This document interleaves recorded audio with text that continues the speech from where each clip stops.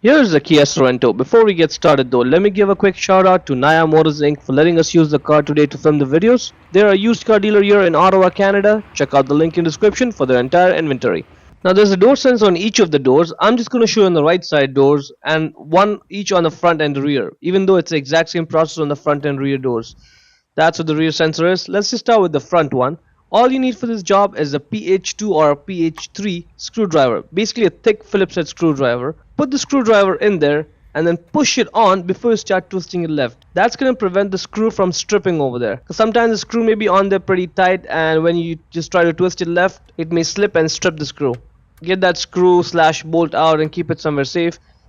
Twist the sensor to get it out of the body. And now we need to get the electrical connector off. So press it right over there with your thumb. So press down on the connector and then pull the sensor off, and it just slides right out. That's what the sensor looks like. Get the new one, align it over there with the connector. It only goes on in one way. Push it to click it on. Then put the sensor back in the body, the bolt back on, and tighten the bolt up. It's simple as that.